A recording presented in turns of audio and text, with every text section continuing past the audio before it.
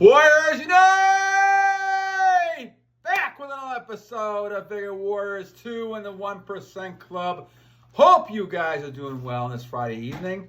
I wanted to, came back from work. I wanted to kind of do one to catch up a little bit. I hope you guys are conquesting yourselves, conquesting things around you, and conquesting under God's purposes to be that high-value male or high-value female, if females are watching, that you can be by self-control, retaining your energy, and becoming someone who's achieving goals and doing well for our society and under God's purposes. So welcome, my friends. Hope you guys are doing well. Thank you for the comments, likes, donations. It's great that you guys are providing a lot of great topics and things we can kind of work on.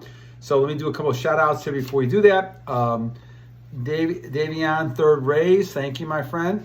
Blackpillaudrius, thank you. Moy Hernandez, thank you, my friend. Always a pleasure. Cameron Vaughn, thank you, guys. Lykkos, thank you. Reinhardt Bieler, thank you. Brettnxon, 113, thank you. Moromoroster, thank you. Roddy Zsh, thank you. Giodude, thank you. Dawson Boyer, thank you. Freshfyles, thank you. CStep 100, thank you. Faskr 1927, thank you. Tekken Legacy, thank you. Los Angeles Constantine, thank you. I think it said 20 days. Keep it going. 2 of them for you. Jennings, thank you. Armongharbor, thank you. 5503, thank you. And just me, thank you. So thank you, guys. I want to do some more over the weekend and be able to catch up with more shout outs and obviously some more topics as we go along.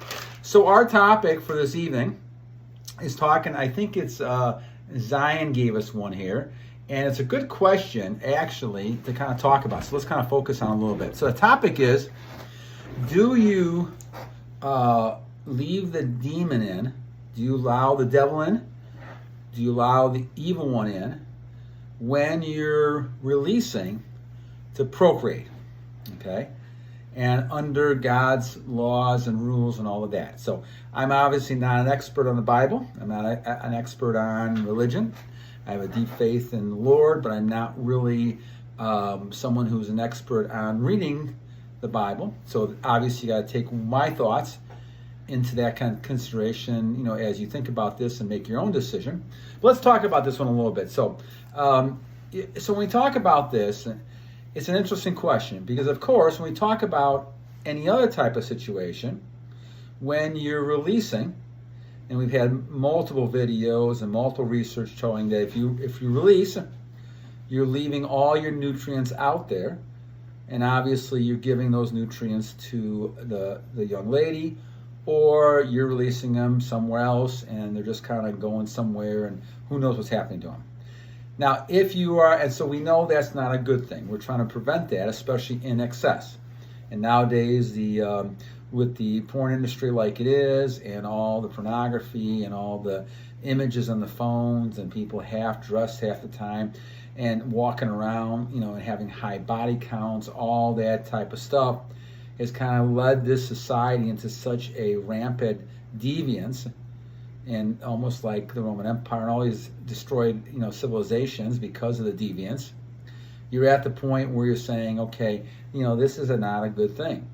And so we see people doing this. We can see the effects of that, especially if they start young and they work themselves in their 20s and 30s and 40s. They look, much older. They have not found what I call the fountain of youth. And then going back to Keller book, The Fountain of Youth, which is what I've used, since 1998, is that I believe in retrospect, looking at it, and I didn't believe this for a while, up until about 5 years ago now, that I realized that the actual Fountain of Youth is in not the first 5 rites, exercises, but it's the 6th one. And that's controlling your retention. And through using the exercises, you're transmuting that energy back into your system, building muscle, doing all those things that are making you a stronger person physically and mentally, and spiritually. So all those things become your nature. So when we talk about this issue, obviously we put aside and say, okay, we don't want to go ahead and just release. for no reason at all. So now when we talk about the idea of releasing, we talk about the fact that you're allowing the evil one in, because you're letting yourself, part of you is letting yourself go. You're letting part of God go. And so everything needs to fill in somewhere, right? Nature abhors a vacuum, so you can't have just an emptiness. Something's got to fill it in. So this is why we talk about Adam and Eve. And so Eve basically didn't listen to God and just went ahead and, ate the apple. There was an opening there. And so because there was an opening there, the evil one took in. The serpent, Satan, took in. And basically now, now they were in trouble, because once again, you can't leave everything open. This is why you have to have faith and pray and be with God, because you don't want to leave yourself open for temptation, because that's when temptation can come in. So we know this is all bad, right? We know we don't want to do this. This is why we've been talking about this, forever, since we started the channel. But now let's take to another aspect, which is a good question from Zion here. Because we do talk about the fact, and I've said this many times before, that the time I feel like you should be, you can release, is when procreation. I believe that God has given us the personal responsibility to go ahead and multiply, be able to produce children, and that's part of the abundance that the Lord gives. Now, again, you say that, and I say that, and basically now you're talking about releasing. So do you let the demons in and Satan in when you are in the process of procreating and trying to have a child? So this is an interesting question, which I'll kind of answer in several ways, in my opinion. But let's kind of start with the whole premise that, yes, you're releasing energy. So under the old definition, you are allowing Satan to come in. Right? Now, you're doing this at a certain period of time. You're not going to procreate your whole life, right? You're procreating within the bounds of that certain situation when a woman is ready to have a child during the month, different types of things like that. And so you're basically using procreation, and you are releasing, but not at the point where it could be damaging. Releasing one time is not the issue we're really talking about here. Releasing a couple times, for 1 week that you're procreating or whatever it might be, is not going to, it gives you, it's almost like you're taking a body shot in a boxing match. You're getting hit, but you're not going to get knocked out. Those things happen. I mean, if that would have been happening the times that I went spiritually for 47 years, I would have been knocked out 47 times, 47 years ago, over and over again. So we're not talking necessarily about one time, a couple times. This is a rampant addiction in society.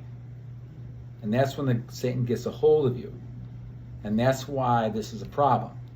Now, we also have talked about the fact that in a lot of species, that when the male mates with the female, especially in the praying mantis and the worker bees and things like that, the male is eliminated or put aside or the head bitten off, right? We talk about the fact that the male is not useful after they procreate. So you males who, warriors who are giving up your seed and energy, right, you become less valuable. And that's all species. So why is it, it's not that much different than the human species. So this is why it's very important to hold on to your seed, because women will understand, and instinctively they sense this biologically, that you have that seed, so they become highly attracted to you because they want to, those who want to have children especially, will go ahead and want to have children with you, and so they want that seed. There's no doubt in that type of behavior. Now, you may not have a female who will be able to recognize that and say this, or your male may not even recognize and say that, but there's a reason for that happening, because you're not just going ahead and releasing all the time you want to. So from that perspective, it does make a heck of a lot of sense to say, okay, yes, you are losing energy, and the demon can come in, but as we know, we fight this type of thing, and all those like myself over the years who've been gone back and forth at different times, you recognize that you can recover, and that if you're going to procreate and you're going to have that, you can go ahead and still do it for the sake of having children, and then go ahead and go back on your streak again. And obviously that's something that you can do. A lot of us have had problems with releasing over time, but when you stop doing that, and once you get back on your track, you'll get as much benefits as you can out of it. Now, there's some people who have never had children, and they've held in. I mean, you look at some of the famous inventors and things, and they did a lot of great things. But you wanna hold on to your energy as much as possible, unless you're going to have children. Now, except for some families who have 10 or 12 children, you're only talking about doing this at a few times. I mean, I have 3, warriors running around myself, and so, you can have a certain period of time, but then at that period of time, after that, you're going back to holding your seed. And even if you're having intimacy with your wife or things, you can still learn how not to release and still have the pleasures of being able to, have intimacy with the person you want to. But the thing is that when you're talking about this, you don't want to get into an addictive state where now you're releasing for no reason except for a simple pleasure that lasts a short period of time, and all of a sudden, then you feel guilt, you feel upset, which is what most of us have felt many times before. This is why it becomes a struggle within ourselves, and the battle really is between ourselves, inside of ourselves, to actually put ahead and say, okay, this is something that I don't want to do any longer because I don't want to lose my energy. I also think God will give you blessings when you're trying to have children with the person that you got brought together with. You put yokes together, marrying somebody. God is not going to put that asunder. You're going to bring person together. So why wouldn't God also then bless that relationship? And procreating, you're not going to have those type of negative effects, I don't believe, with procreating for a certain period of time to have that child. And so I would say that the part of the answer is yes, you're possibly going to let in, but it's almost like a boxing match where you're getting hit a couple times and maybe you get hit to the gut, and you lose your wind power for a few minutes, but you're not really taking a knockout blow because most of your life you're not releasing.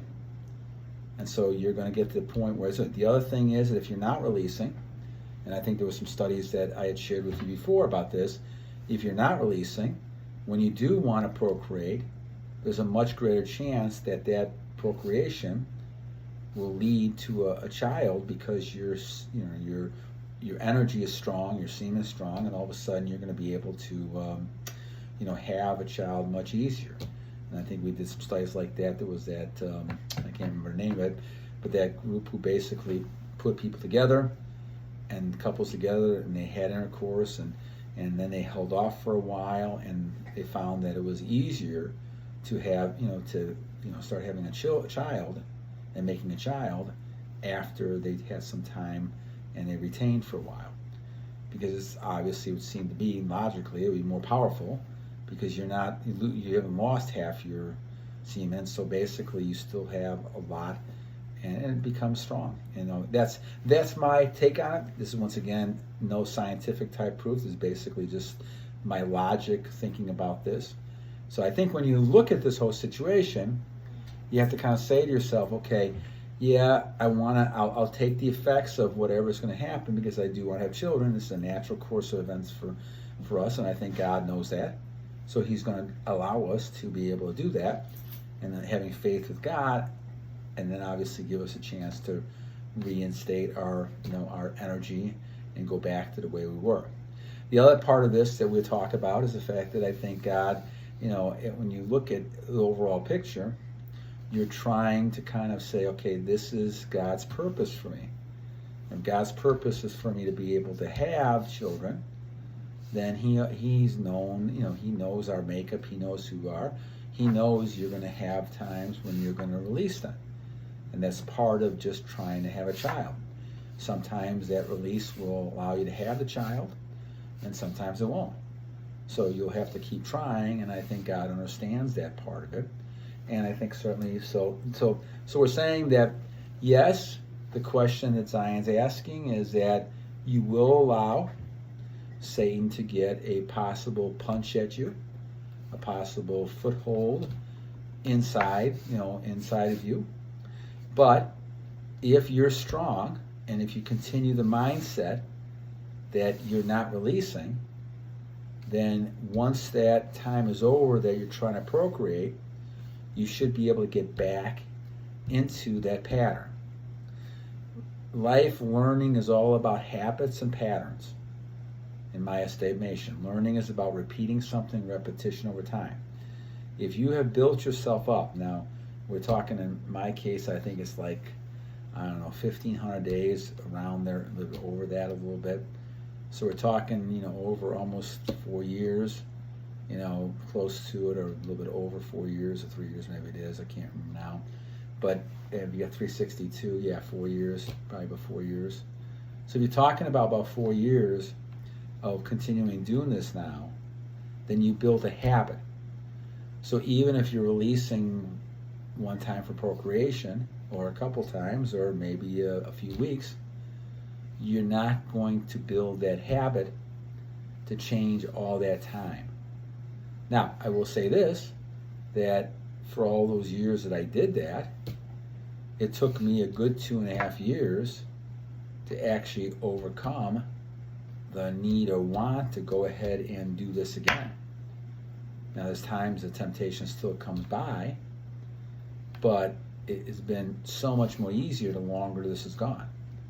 Because what you're doing is building a strong mental habit, and mental is a huge aspect of this, a huge mental part of this, by saying, no, this is not worth it anymore.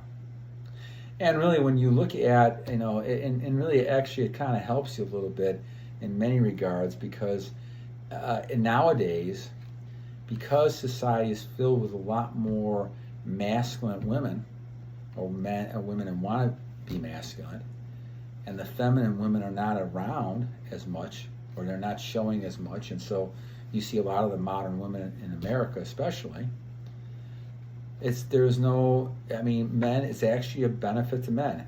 A lot of men are walking away from this, which obviously if you're walking away, you're not releasing. Unless you do it obviously, and watching images and things like that. But your chances are doing it with women are a lot less. So procreation doesn't really matter unless you find that one who in your mind has become a lot more feminine and is willing to, work and submit to you as a husband, and you're submitting to her as a wife, which is the way I believe God wants us to do. It talks about women submitting to men. It's not a negative word.